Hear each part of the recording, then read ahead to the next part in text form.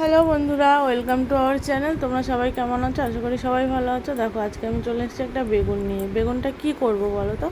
আজকে বেগুনটা আমি করব সর্ষে দিয়ে, সর্ষে বেগুন করব।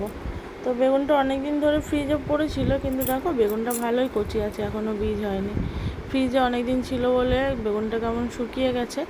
এটা আমি ভাবছিলাম লম্বা করে কেটে নিই, কিন্তু না, ভাবলাম লম্বা কেন, গোল করেই কাটি, সব কটা একই সাইজের হবে, দেখতে ভালো লাগবে। তারপরে জল দিয়ে ধুয়ে নিলাম বেগুনগুলো।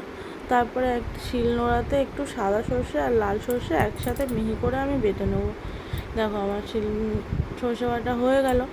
এবার আমি কড়াটা গরম বসিয়ে দিয়ে বেগুনগুলোতে ভালো করে নুন হলুদ মাখিয়ে নেবো। একটু হলুদ মাখিয়ে নেব।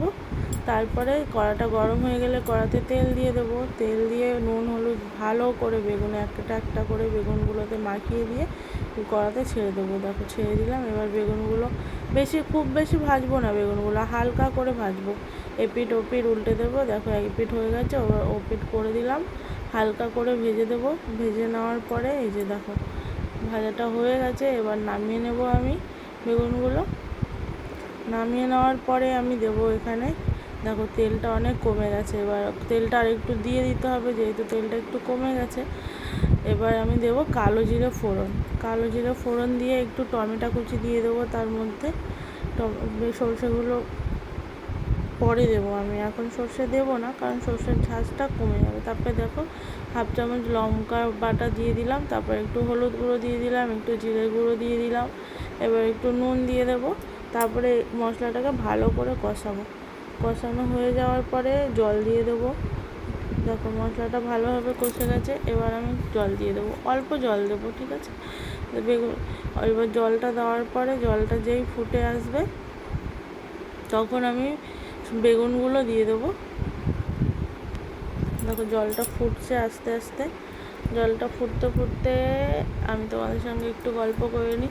তোমরা সবাই কেমন আছো? আশা করি সবাই খুব ভালো আছো, আর আমিও খুব ভালো আছি। এটা আমার নতুন ভিডিও, এই ফার্স্ট টাইম আমি এটা বড় ভিডিও করছি। তোমরা প্লিজ আমাকে সাপোর্ট করো। দেখো জলটা তোমাদের সঙ্গে গল্প করতে করতে জলটা ফুটে এসছে। এবার আমি একটা একটা করে বেগুনগুলো ছেড়ে দেবো। বেগুনগুলো ছেড়ে দেওয়ার পরে এবার আমি এর ওপরে সর্ষেটা দিয়ে দেবো। 2 চামচ সর্ষে বাটা দিয়ে দেবো, কারণ সর্ষেটা আগে দিলে কি হয়, ঝাঁজটা চলে যায়। জলটা ফোটার পরে দিলে ঝাঁজটা থাকে। এবার একটু ঢাকা দিয়ে দেবো। বেগুনটা দেখো ঢাকা দেওয়ার পরে ঢাকাটা তুলে নিলাম। বেগুনটা সেদ্ধ হয়ে গেছে, আর আমার এই যে সর্ষে বেগুন রেডি। তোমরা প্লিজ সবাই